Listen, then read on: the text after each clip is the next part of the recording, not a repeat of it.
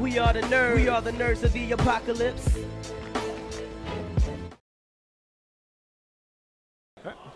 Hello, ladies and gentlemen. This is Trex from Nerds of the Apocalypse here at ValhallaCon 2015. I'm standing here next to the voice of Yami from Bleach. That's where I know you from. Just cool. I'm here with Paul St. Peter. How you doing today, sir? Bloody well, damn well. Having a good time here at the con. So you've been to you've hosted a couple panels talking about voice acting. Mm-hmm, yes. Sadly, they actually interfered with a lot of our panels this time. I'm like, I really wanted to leave my podcast. It's like, I gotta go to his panel. I just gotta go. Well, I still have 2 o'clock today for the villains of Paul St. Peter. So if you can make it, right down here. And I have a film panel that I have to talk to Ashley. This is a horrible thing she did to me. So, how did you get started in the voice acting? Well, as an actor, working in the industry and working on the craft, as we call it on stage, I learned accents, dialects, phonetics, speech, Shakespeare, all those things. And a voice actor that I knew from before I ever did any of this really liked my work and asked me to audition. That was 30 years ago this year for Robotech. So this is our 30th anniversary of Robotech. Robotech was one of the first animes that I was introduced to, and then of course it was Guyver, and then Guyver really ruined it for me. I'm not a blood guy. The blood ruins it for me. No, okay. So you do believe in, as a voice actor, the acting part, you really need to have a craft for it? Everyone asks me, how do I get into voice acting, or how do I become a voice actor? I say, become an actor, study the craft, maybe you can do voice work, because not everyone can. It isn't automatic. So get grounded, learn the skills, take the classes, take the courses, take the workshops, and then audition and see if you can do voice work. But don't start out saying, I want to be a voice actor. Not a good idea. I have to write a bunch of scripts because I do a bunch of voice work just for tutorials for video game companies, and I have a lot of fun with it. And one person did tell me, is like, once you do voice acting, like, I can't act. There's just no way. I mean, I can make fun of myself, but there's no way. So out of all the voices that you have done, which one has been your favorite that you've done so far? Well, it's a tie because apples and oranges, right?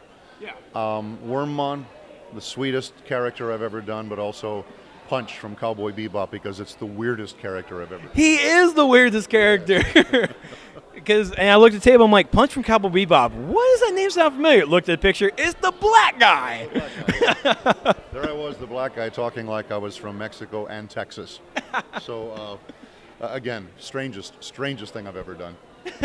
So it's a tie between those two. It's hard to pick just one because they are, as I say, apples and oranges. Very, very different. Yeah. Good, awesome. Well, that's all the questions I have. I know you have a lot of projects coming up that you can't talk about yet, which... Well, we have a couple of things from Naruto that I can't really mention. One is a game, and one has to do with the movie, Naruto 7.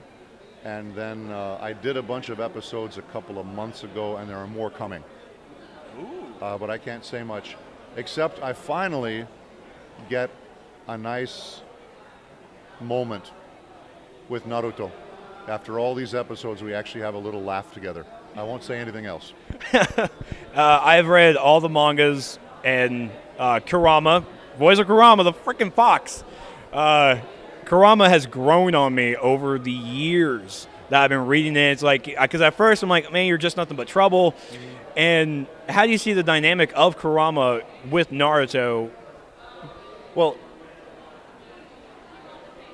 the nine-tailed fox, like all the foxes, but especially the nine-tailed fox, is actually multi-layered.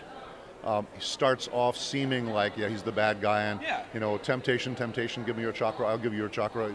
All this stuff will happen. In fact, and again, I can't give away too much, but you start to see more of this developing to where you might say, well, maybe the nine-tail isn't so bad. But I can't say anything more beyond that. If you read the manga, you know exactly what's happening, but to hear it from the voice of the fox himself, it's so tempting. It really is. Allow me. Keep on watching. Okay, so as a personal request, I have to have a voice of Yami. Just whatever. I don't care what you say. You could just order breakfast at McDonald's. I don't care.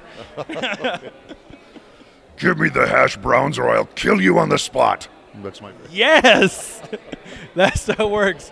Thank you so much, Paul, You're welcome. and I can't wait to see more of your work and hear more of your voice. There's more coming. So. ValhallaCon, rock.